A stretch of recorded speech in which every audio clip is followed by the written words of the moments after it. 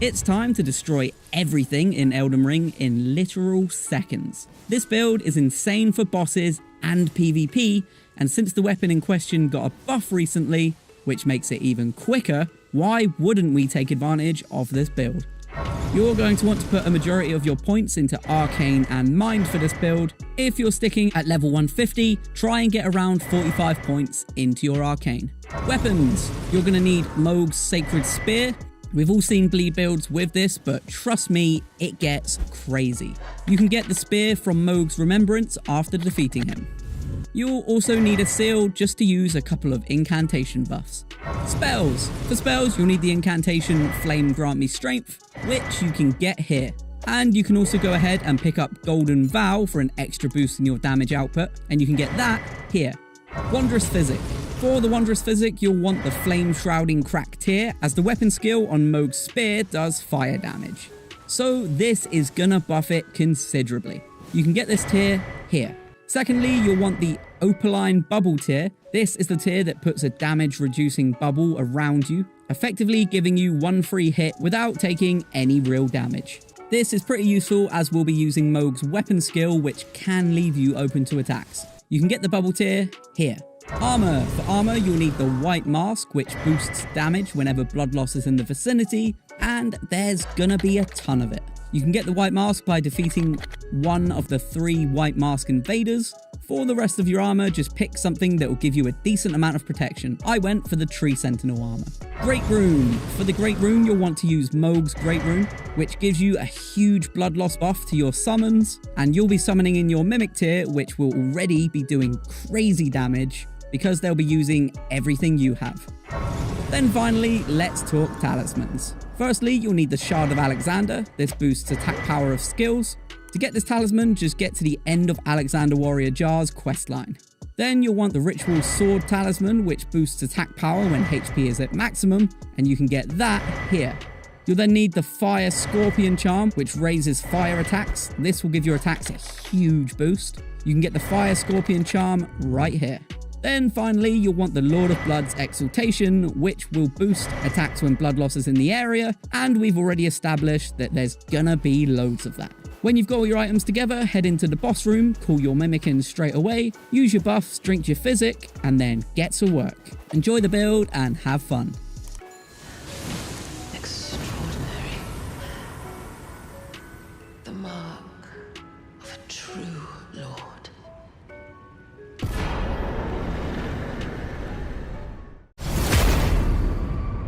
If you're looking to destroy players in PvP, this build is for you. You'll be able to use this to rip through a team of 3 all by yourself. So, weapons. For your weapons, you're going to want to get the Marae's Executioner Sword. You get this from the boss fight in the Shaded Castle. Stats. When the Marae's Executioner Sword is at +10, the attributes scalings are B for Strength, E for Dex, and D for Arcane. You'll want to sink most of your stats into these 3 attributes, and then save some points for your Vigor and Mind. Armor. For armor, this completely depends on your stats. If you're in need of an extra boost in Dex, you can go for the Okina Mask, which you get from the Invader in the Mountaintops of the Giants, or if you need a boost in Arcane, you could use the Silver Tier Mask, which you get from the Mimic Tier boss fight. If you're all good with stats, then just pick an armor set that will give you the best defense without causing you to fat roll. I went for the Tree Sentinel armor. Talismans. Firstly, you'll need the Shard of Alexander. This boosts attack power of skills. To get this talisman, just get to the end of Alexander Warrior Jar's questline. You'll also need Millicent's Prosthesis. This boosts Dex and successive attacks. You can get this by getting to the end of Millicent's questline and choosing to kill her, but you can actually get it sooner though by killing her when she shows up at the Windmill Village Site of Grace. Next is the Rotten Winged Sword Insignia, which boosts successive attacks as well. You can get this by getting to the end of Millicent's questline and choosing to help her. If you haven't hit New Game Plus and only have one of Millicent's talismans, you can replace the one you don't have with the Godskin Swaddling Cloth Talisman. This restores HP with every successive attack you do, and you can get this talisman right here. Then finally, you'll need the Carrion Filigreed Crest, which lowers FP consumed by skills. You can grab that here. Great Rune. Of course, if you're being invaded, you'll have the chance to use a Great Rune. And of course, we're going with Godric's. as it gives a boost to all of your stats. Wondrous Physic. In your Wondrous Physic, you're going to want the Thorny Crack tier. This will boost attack power with successive attacks. The good news here is there will always be successive attacks. You can get the Thorny Crack tier here. You'll also want the Magic Shrouding Crack tier, which, if you might not have guessed, boosts your magic attacks. Once you've got all of these items together, you'll now have a ridiculous build ready to shred PvP players. Trust me, you're about to upset a lot of people. Have fun. If you want to become an unstoppable force of frozen death, this build is for you. You'll be able to use this to confuse enemies in PvP and kill them quickly, or drop bosses in seconds. We've got all you need. These are the stats you're going to want to go for if you're sticking around the PvP meta. Vigor 60, Mind 40, Endurance 25, Strength 21, Dex 22, Intelligence 75, Faith 12, and Arcane 14. The only real buff to Frost you get from armor is a 10% buff to Cold Sorcery from the Snow Witch hat. You can get that here after progressing through Ranni the Witch's questline. Besides the hat, you can wear whatever you want for this build. I wore Malekith's armor because it's decent, light, and looks badass with the Snow Witch hat. For weapons, you'll want the Clayman's Harpoon, you'll need the Ash of War Ice Spear on there, and you'll need to set the affinities so that the weapon does cold damage. You can farm the Clayman's Harpoon here, and you can get the Ash of War Ice Spear right here.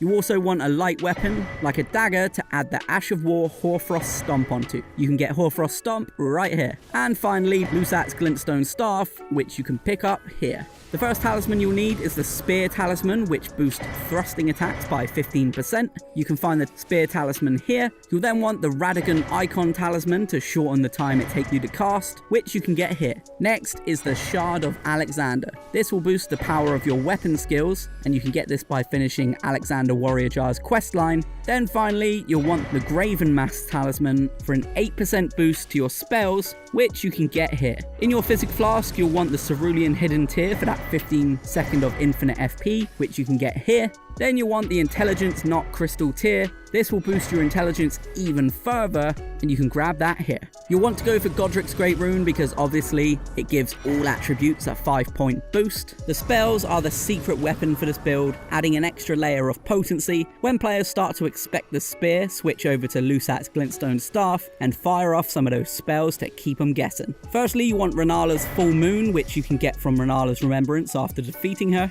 Then you'll want Freezing Mist, which you can get here. You'll also want Glintstone Ice Crag, which you can get from here. Then finally, you'll want Zama Ice Storm, which you can get right here. After you've got everything, it's time to freeze your enemies with an insanely powerful build.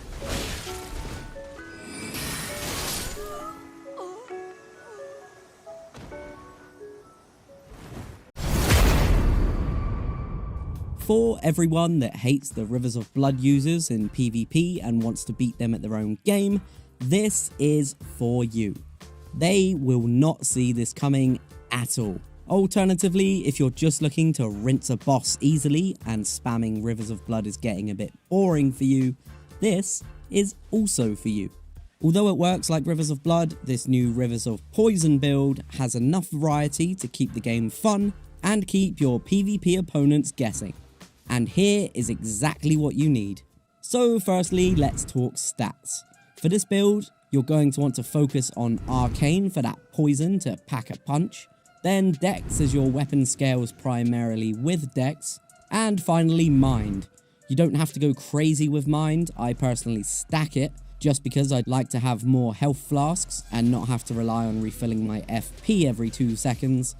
Try to have a decent level of vigor too if you're going to be going into PvP fights. It also doesn't hurt to have a few points in endurance. Everything else stat-wise is up to you. For this build, you're going to want the Nagakiba Katana. It's the insanely long one with more range than a bow and arrow. It's actually super simple to find. It isn't hidden behind a boss fight or the far end of an endgame area. It's literally right at the beginning of the game. From the first step Site of Grace, simply run over to Murkwater Cave. You'll be invaded by an NPC. If you leave it long enough, a hunter NPC called Yura will spawn in to help. After killing the invader, Yura will be standing against the wall to the north. Kill him and he'll drop the Nagakiba. You're going to need 2 of these. There are a few ways to do this. If you're in New Game Plus, it's likely that you've picked one up in your travels before, so you'll simply need to head over and grab it again. If not, we have a video on duplicating weapons and runes, I'll link that in the description, and we have a Discord filled with hundreds of Elden Ring players looking to duplicate, trade, and fight bosses together, so definitely go and get some help there.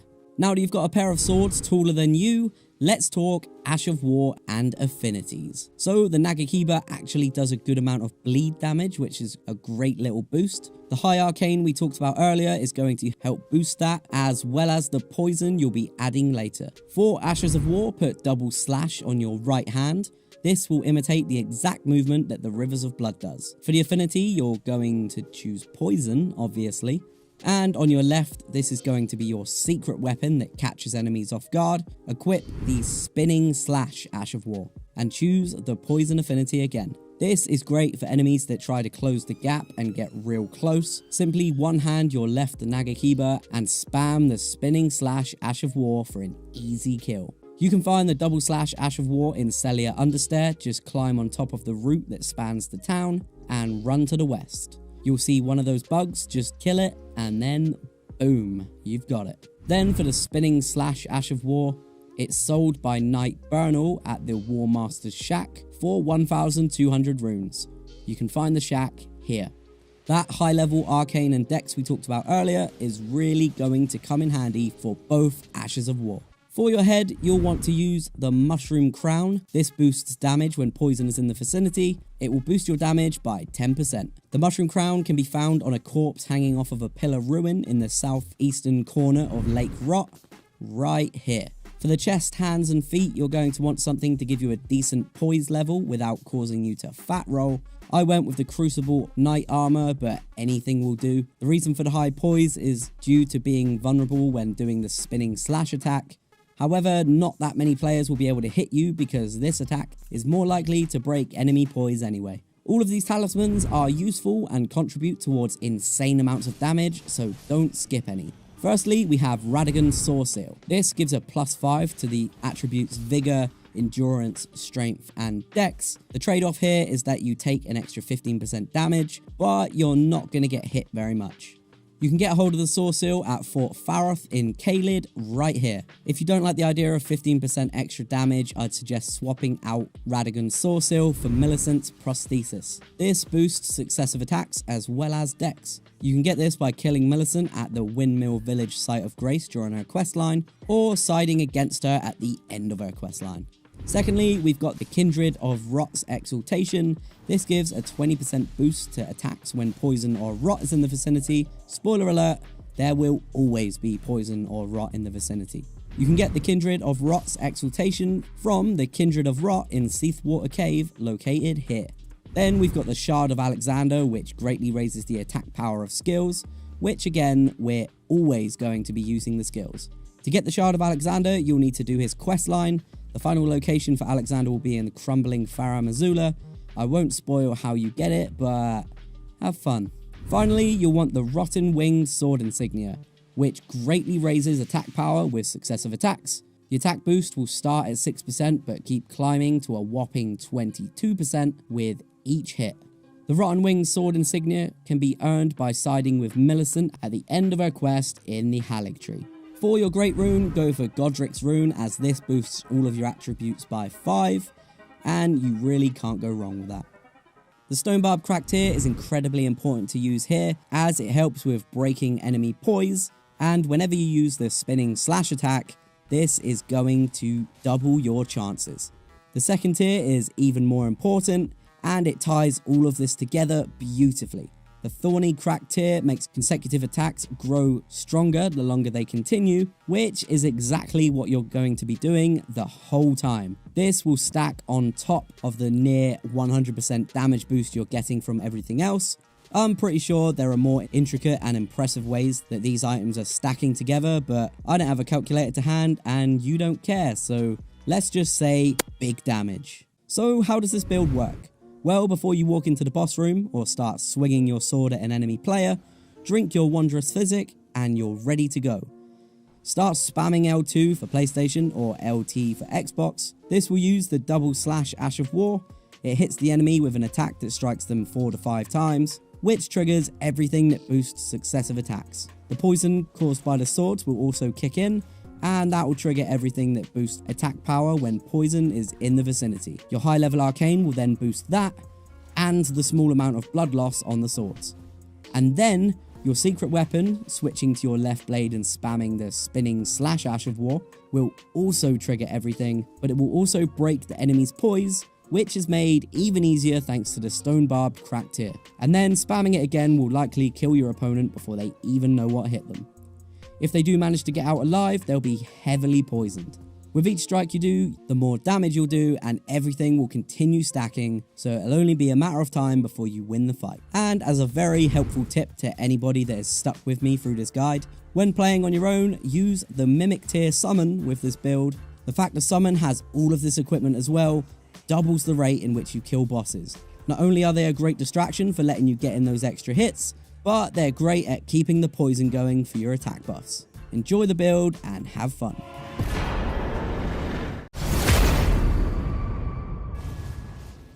Madness is insanely underrated in Elden Ring. Whether you're looking to send players into a maddening death in PvP or to drop bosses in 2 hits, this is the build for you. These are the stats that you're going to want to go for if you're sticking around the PvP meta. Vigor 60, Mind 18, Endurance 9, Strength 16, Dex 42, Intelligence 7, Faith 42, and Arcane 10. For weapons, you'll want to get the Frenzied Flame Seal, which you can get here, and then you'll want Vike's War Spear, which you can grab from right here. For this build, you can really go for any armor set that you like. You could choose to go for a more tankier build by using the Bull Goat's armor and run it with the Fingerprint Stone Shield, although I imagine you'll need to throw some points into your endurance and strength for this.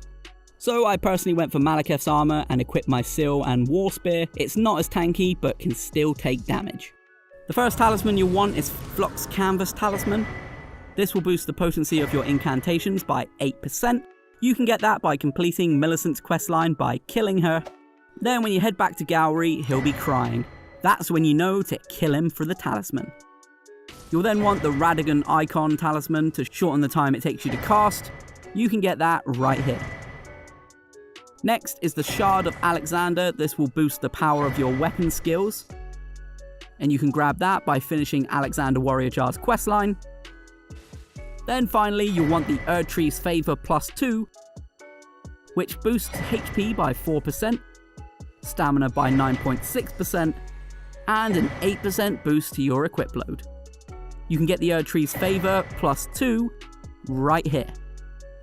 You'll want to go for Godric's Great Rune to give all attributes a 5-point boost. In your Physic Flask, you'll want the Cerulean Hidden Tear for that 15 seconds of infinite FP. You can find it here. Then you'll want the Faith Knot Crystal Tear. This will boost your faith even further. You can find that right here. For spells, you're going to want the best madness spells the game has to offer, so you can go for a nice little mix of killer spells here, and just switch out the ones you either don't have or don't want. So firstly, you want to go for the Frenzied Burst, which you can get right here. The Flame of Frenzy, which can be found here.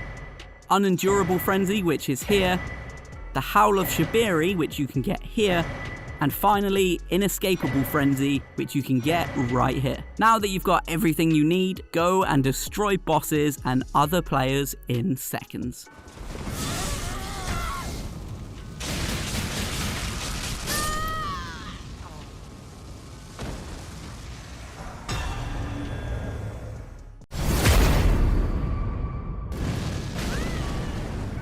Out of all of the popular builds in Elden Ring, Fire seemingly fell behind. Until now. With this build, you're going to be able to one-shot bosses and embarrass people in PvP. This build focuses on Faith and Arcane, so get out that Larval tier, head over to Renala, and get your rebirth going. If you're staying at that 150 mark, you're going to want to get as close to this as you can. Vigor 50, Mind 40, Endurance 25, Strength 21, Dex 22, Intelligence 12, Faith 50 and Arcane 50. If you don't care about sticking around the 150 mark, then just sink all of your stats into Faith, Arcane, Mind, and Vigor, and you'll become a one-shot flame god in no time.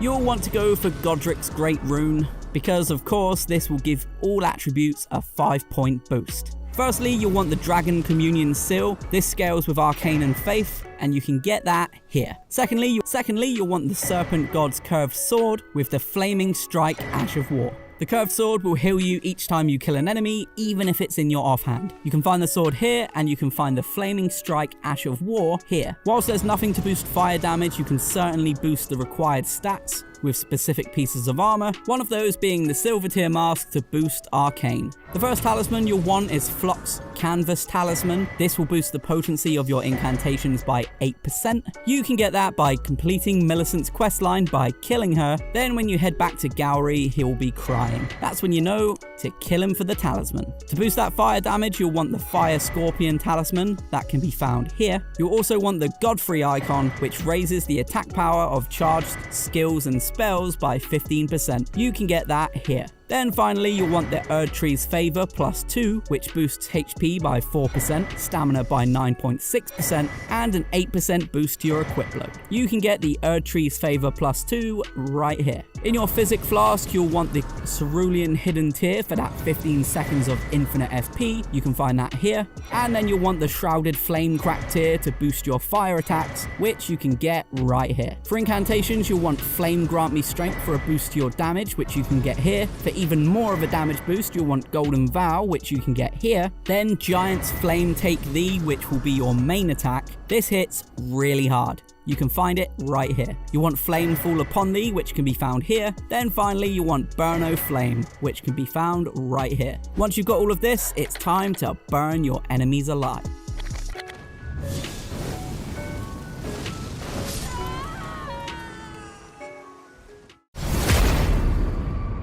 If you wanted to kill your enemies by making a tree grow out of the ground, impaling them to death, or watch them freak out as their health steadily ebbs away, if you answered yes to either of these questions, then a death build could be for you. In this video, we're looking at both Destined Death, think Malekith, as well as the build-up of the status effect Deathblight, those irritating frog goblins that's you haunting my dreams since Dark Souls 1.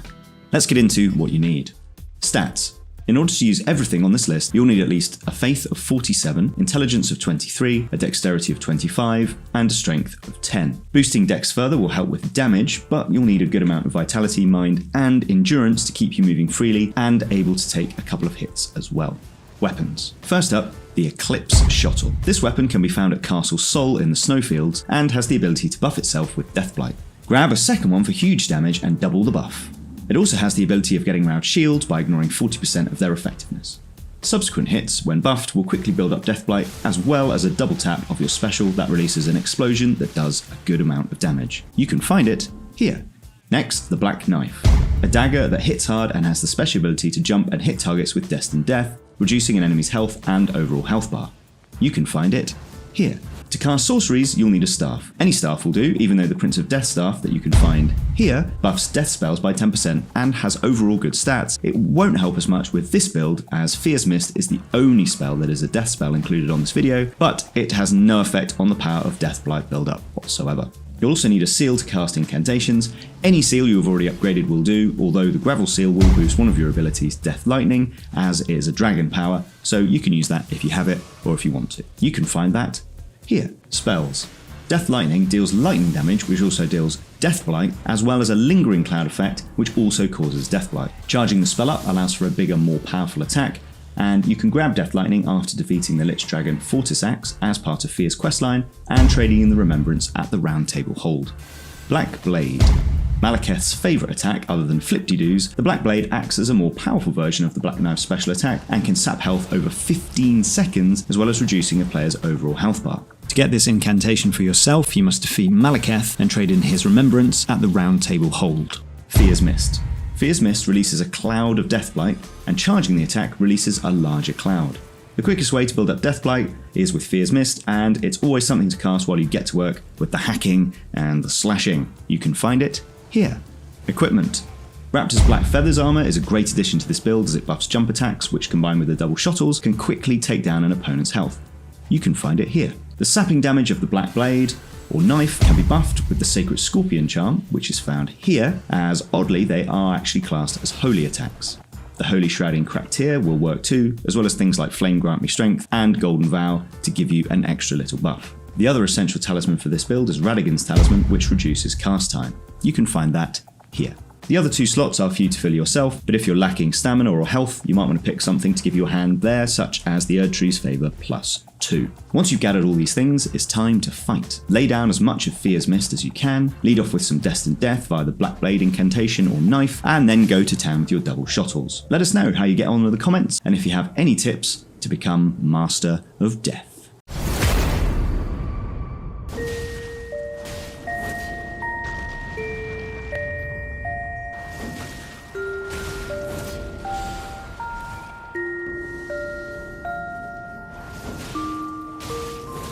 Until now, sleep builds in Elden Ring have been a little underwhelming. You have the Sword of St. Trina that, let's be honest, sucks. It gives an output of around 60 sleep damage, so you'd have to dual wield if you wanted anything even slightly decent, which would obviously mean running through the game again. There is also a sleep bow build that I do see a lot of, but who really wants to use a bow in Elden Ring?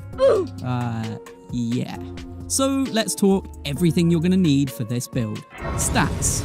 Arcane, Arcane, Arcane. I don't care what else you put your points into, whatever your Arcane level is, it's not enough. Pump those numbers up, those are rookie numbers in this racket. Weapons. You are going to want to get yourself 2 of the Ripple Crescent Halberds. This weapon scales completely with Arcane and when maxed out has an S tier scale ranking. To get this weapon, you can find a group of 3 Albinoric frogmen who wield it at the first ruin just to the east of the fallen ruins of the lake, Site of Grace in Liurnia. The drop rate is pretty decent. Obviously, if you've cranked up your arcane stat like I told you to, then you'll likely get 2 of the weapons in your first few tries. Armor. For the armor, I use the Mask of Confidence as it boosts arcane by 3. You can obviously use the silver tier mask for an 8-point boost in arcane, but it does cut your physical damage output by 5%. Now, this shouldn't be an issue because our weapons do scale fully with arcane, but you can make that call for yourself. You can get the Mask of Confidence here, and you can get the silver tier mask here. For the rest of the armor, just equip something that offers a decent armor rating without causing you to fat roll. I used Malekith's armor for this, but it is completely up to you. Great Rune. For the Great Rune, we're obviously going with Godric's Great Rune for that extra 5 points in Arcane. Wondrous Physic.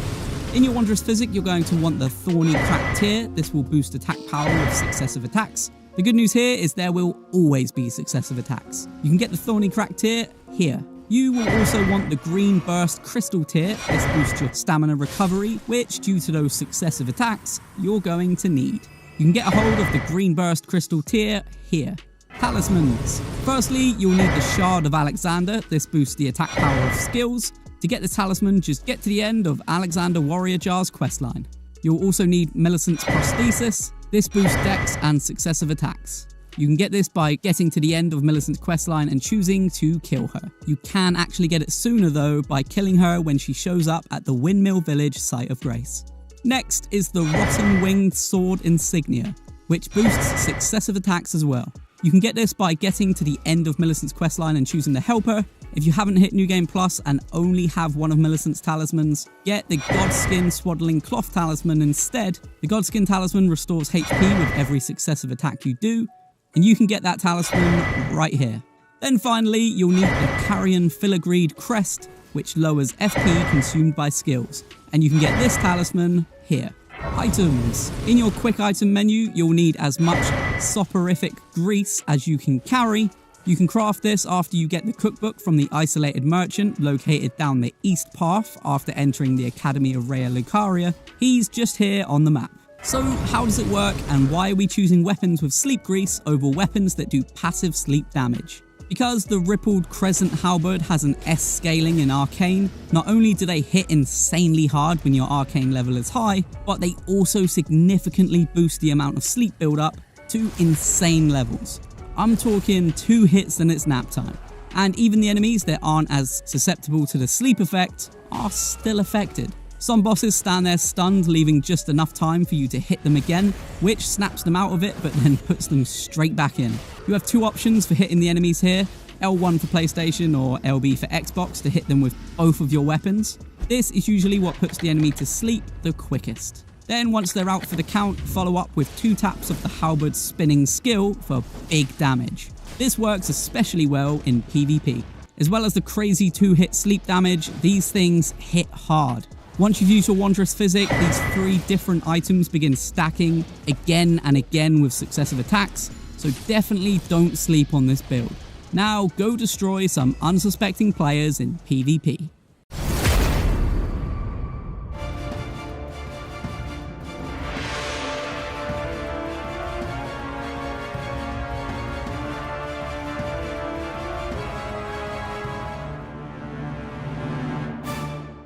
For anyone out there that wants to get a little more villainous and Star Warsy, this build is definitely for you.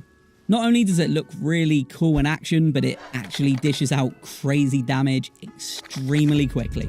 So let's talk stats. Arcane, arcane, arcane.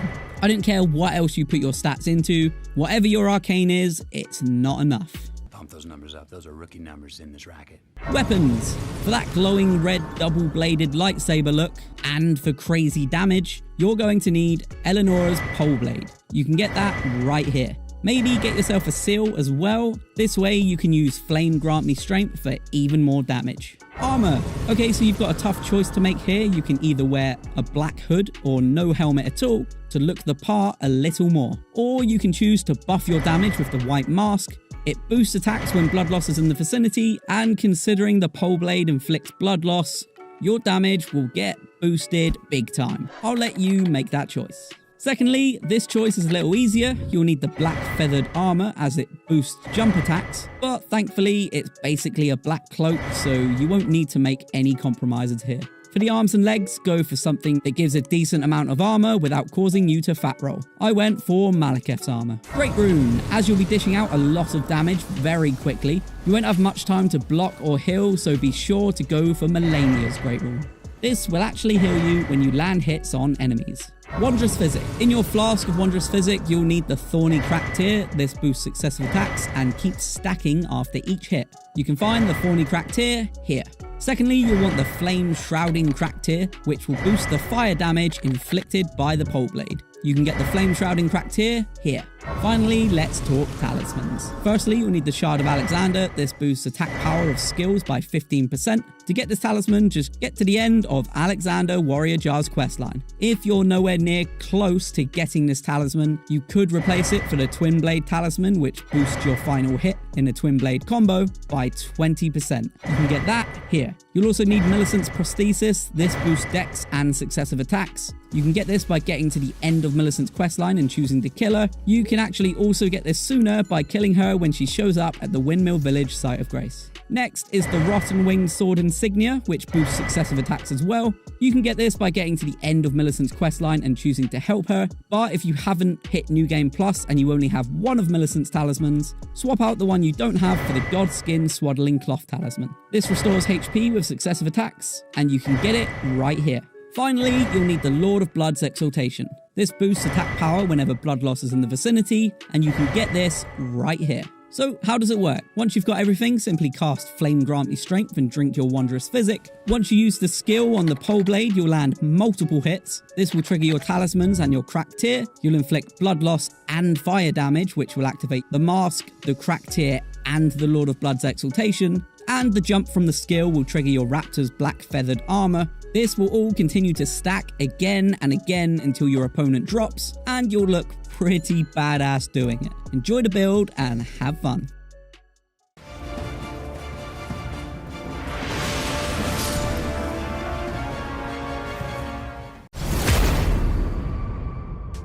There are plenty of builds out there in Elden Ring. Some of them overpowered, some of them, well, useless.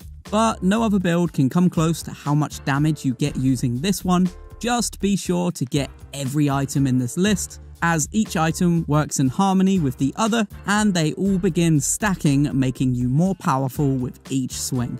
So firstly, let's talk stats. These are my stats. Obviously you don't need to copy them completely, but it's worth putting as much as you can into Arcane and Vigor, with Mind and Dex being a secondary thought. Everything else is up to you. For this build, you're going to want the Scavenger's Curved Sword. This is actually an incredibly simple weapon to find. It isn't hidden behind a boss or a ridiculous labyrinth of a dungeon. It's just outside, sitting on a dead body, and you can find it right here. You're going to need 2 of these. There are a few ways to do this. If you're in New Game Plus, it's likely that you would have picked one up in your travels before, so you'll simply need to head over and grab it again. If not, we have a video on duplicating weapons and runes. I'll link it in the description. And we have a Discord filled with hundreds of Elden Ring players looking to duplicate, trade, and fight bosses together, so definitely get some help in there. Now that you've got your curved swords, let's talk Ash of War and Infinities. So the curved sword already does bleed damage, which is great. The high arcane we talked about earlier is going to help give that a little boost too. So for Ashes of War, I put Bloodhound Step on my right and Seppuku on my left. A lot of people would argue Seppuku should be on both, but I like to zip around using this build, especially when fighting the bigger enemies. You will thank me later when you do this. For affinities, you're going to want to choose a cult for both weapons. This means that your swords will now scale with arcane. That high level arcane is really going to come in handy. For your head, you'll want to use the white mask. This boosts damage when blood loss is in the vicinity. This boosts your damage by 10%. To get the white mask, you'll need to do Ver's quest line and be rewarded with the Pure Blood Knight's medal. Use it to teleport and fight the 3 invaders in the blood pool. I got the full armor set from the second invader. For the chest, you'll want the Raptor's black feather armor. This enhances jump attacks, which is exactly what we'll be doing. This boosts damage by 15%.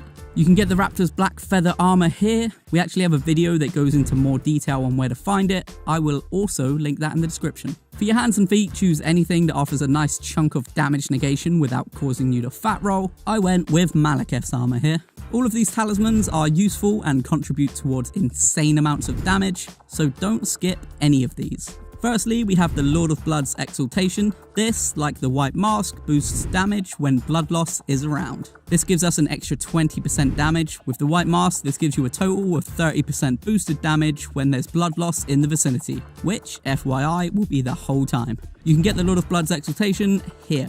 Secondly, we've got the Claw Talisman. This gives you a 12% boost to jump attacks, which means in total you'll be receiving a 27% bonus every time you jump attack, which, FYI again, will be the whole time. You can find the talisman here. We also have a video that goes into more detail. I'll leave it in the description. The Rotten Winged Sword Insignia, which greatly raises attack power with successive attacks, which, guess what, it's going to be the whole time. The attack boost will start at 6%, but keep climbing to a whopping 22% attack boost with each hit. To get this talisman, you'll need to get to the end of Millicent's questline and help her defeat her sisters. And finally, you'll want Millicent's prosthesis, which boosts Dex by 5 and increases attack power with successive attacks. The attack boost starts at 4% and eventually goes up to 11 with each hit. To get this talisman, people seem to think that you need to get to the end of Millicent's questline and kill her, but you can actually get it earlier by killing her at the Windmill Heights Site of Grace after killing the Godskin Apostle. The Green Burst Crystal Tear is incredibly important to use here. It boosts stamina recovery speed, which will help out a lot considering we're going to be jumping and swinging our swords around. The second tier is incredibly important. It ties all of this together beautifully. All of the other equipment you'll be wearing gives just under a 100% boost to your damage. You'll also be using Seppuku on top of this, and remember that your weapons are set to the occult affinity, which, if you set your stats right, will already mean crazy damage for your dual swords. Well, this tier, the Thorny Crack tier, makes consecutive attacks grow stronger the longer they continue, meaning each time you hit the enemy, the damage increases on top of the 100% damage boost from everything else. I'm pretty sure there are more intricate and impressive ways that these items are stacking together, but I don't have a calculator to hand and you don't care. So let's just say big damage. So how does this build work? Well, before you walk into the boss room, get Seppuku done, drink your flask of Wondrous Physic, head in and just start jumping at the boss and hitting L1 for PlayStation and LB for Xbox.